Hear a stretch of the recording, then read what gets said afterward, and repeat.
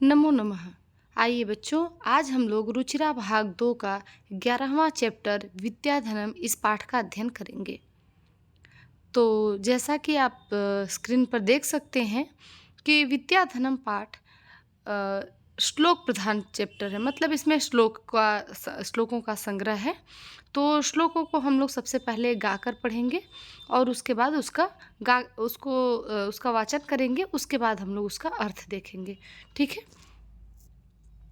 न चौरहार्यं न च राजहार्यं न भ्रातृभाज्यं न च भारकारी व्यये कृते वर्धत एव नित्यं विद्याधनं सर्वधनप्रधानम्। अर्थात न चौरहार्यम किम विद्याधनम, विद्याधनम न चौरहार्यम, विद्या रूपी जो धन है, चौरहार्यम, चौर अर्थात चोरों के द्वारा, आहार्यम अर्थात आहरण करने योग्य, चुराने योग्य। तो विद्या चोरों के द्वारा चुराए जाने योग्य नहीं है। न अर्थात नहीं। तो देखिए यहाँ पर न अर्थात नहीं, चौरहार्यम चोरों के द्वारा चुराए जाने योग्य नहीं है। न च राजहार्यम, नहीं च अर्थात और, राजहार्यम राज आहार्यम अर्थात राजा के द्वारा आहरण करने योग्य है। न यह चोरों के द्वारा चुराए जाने योग्य है और न ही राजा के द्वारा आहरण करने योग्य है। अगली लाइन देखिए, न भ्रातृभाज्यम न च भारकारी, न भ्रातृभाज्यम और नहीं भ्रातृ अर्थात भाइयों के द्वारा, भाज्यम अर्थात बांटने योग्य है। न यह चोरों के द्वारा चुराए जाने योग्य है, न राजा के द्वारा आहरण करने योग्य है या फिर छीनने योग्य है, और न भ्रातृभाज्यम, भ्रातृ अर्थात भाइयों के द्वारा बांटने योग्य है, बंटवारा करने योग्य है।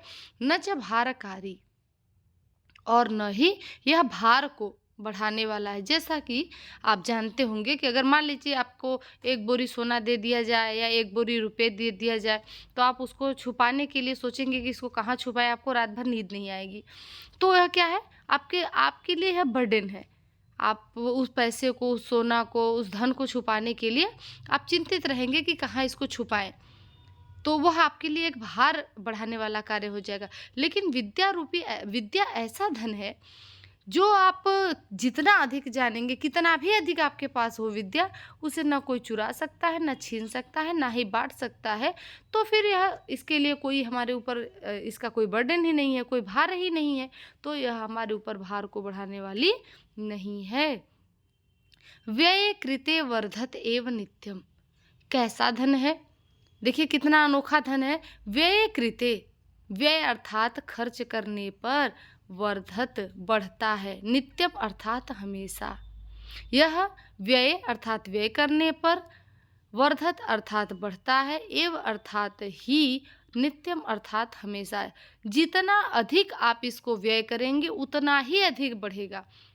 आप सुने होंगे ज्ञान बांटने से बढ़ता है।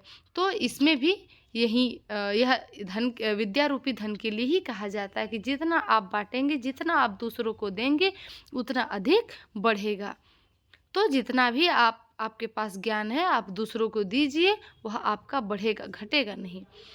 विद्या धनम सर्वधन प्रधानम, इसीलिए विद्या रूपी धन को सर्व प्रधान धन कहा गया है, अर्थात सभी धनों में प्रधान धन कहा गया है। कहा ही जाएगा क्योंकि जिस धन को कोई चोर चुरा नहीं सकता, राजा छीन नहीं सकता, भाई बांट नहीं सकते, और न ही यह किसी प्रकार से हमारे ऊपर भार को बढ़ाने वाला है। जितना आप अधिक खर्च करिए, कोई ऐसा धन नहीं होगा जिसको आप खर्च करिए, आप रुपए, पैसे, सोना, चांदी, हीरे जो भी होंगे, जितना आप खर्च करेंगे खत्म होगा। लेकिन यह ऐसा धन है जिसको जितना ही आप बांटेंगे उतना अधिक बढ़ता जाएगा। इसीलिए विद्या रूपी धन को सभी धनों में प्रधान कहा गया है। नीचे इसका अर्थ दिया हुआ है, आप इसको स्वयं भी अध्ययन कर सकते हैं। दूसरा श्लोक देखते हैं।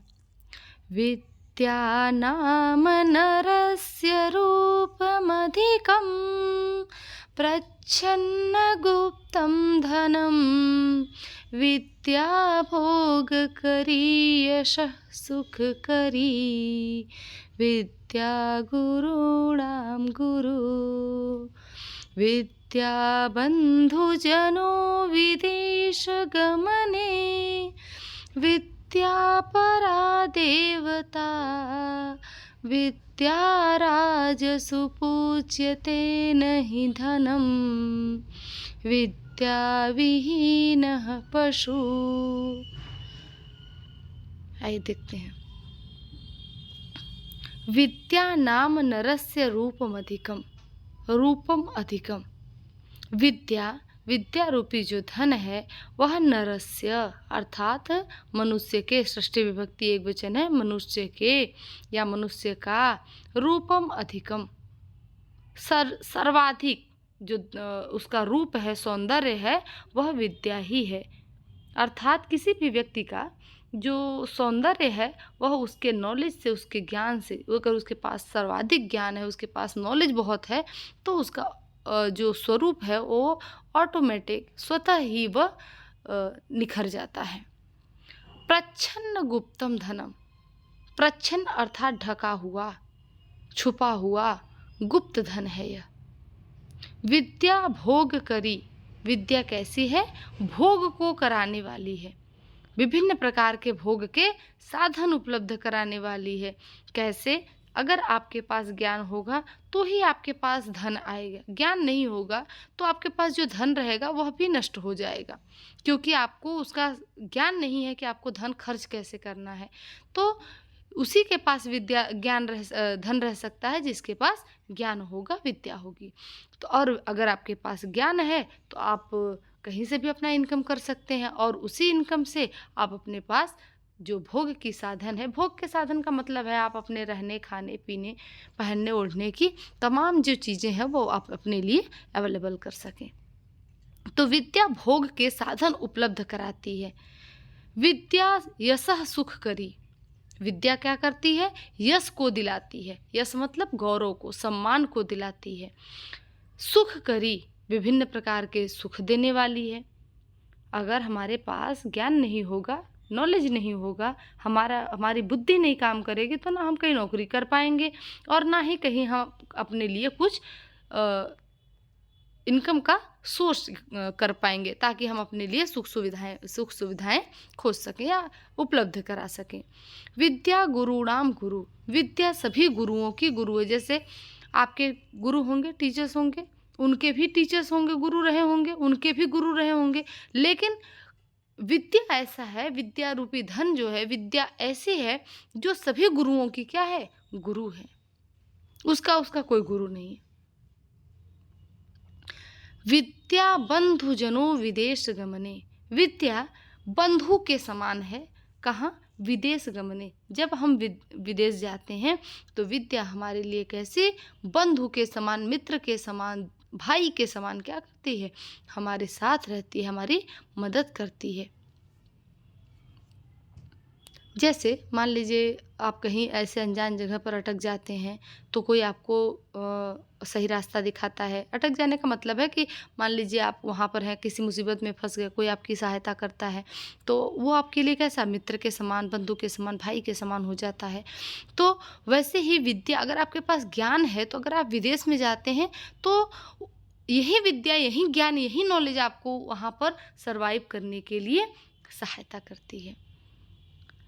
तो विद्या बंधु जनो विदेश गमने, विद्या परा देवता, विद्या परम देवता है, उससे बड़ा कोई देवता नहीं है, वो सबसे सर्वश्रेष्ठ देवता है। विद्या राजसु पूज्यते, विद्या राजाओं में पूजी जाती है, नहीं धनम, न कि धन। विद्या राजाओं में, राजसु में सप्तमी विभक्ति एक वचन, बहुवचन है। तो विद्या राजाओं में पूजी जाती है, न कि धन। विद्या विहीन पशु, राजा लोगों में जो राजा लोग होते हैं वह धन की पूजा नहीं करते, बल्कि विद्वानों की पूजा करते हैं, विद्या की पूजा करते हैं। आप देखते होंगे कि राजाओं के भी राजगुरु होते हैं, जो उन्हें सही मार्गदर्शन करते हैं और राजा लोग उनके चरण छूते हैं। तो राजा लोग धन की पूजा नहीं करते हैं, ज्ञान की पूजा करते हैं। और जो विद्या से विहीन है, जिसके पास नॉलेज नहीं है, ज्ञान नहीं है, विद्या नहीं है, वह पशु के समान है।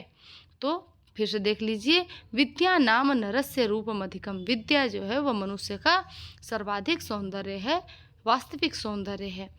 विद्या प्रच्छन्न गुप्तम धनम। यह जो विद्या है वह प्रच्छन्न अर्थात छुपा हुआ गुप्त धन है। विद्या भोग करी, यह विभिन्न प्रकार के भोगों को दिलाने वाली, भोग कराने वाली, सम्मान गौरव, यश अर्थात गौरव, गौरव को प्राप्त कराने वाली, सुख करी, सुख प्रदान करने वाली, सभी गुरुओं की गुरु है। विद्या बंधु जनो विदेश गमने।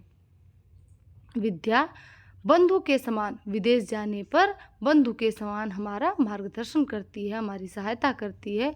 विद्या परम देवता है, सर्वाधिक सर्वश्रेष्ठ देवता है, इससे ऊपर कोई देवता नहीं है। विद्या राजसु पूज्यते नहीं धनम। विद्या राजाओं में पूजी जाती है, न कि धन, क्योंकि विद्या से जो विहीन व्यक्ति है वह पशु के समान है। इसका जो 2 श्लोक और बचा है वो हम लोग नेक्स्ट पार्ट में देखेंगे।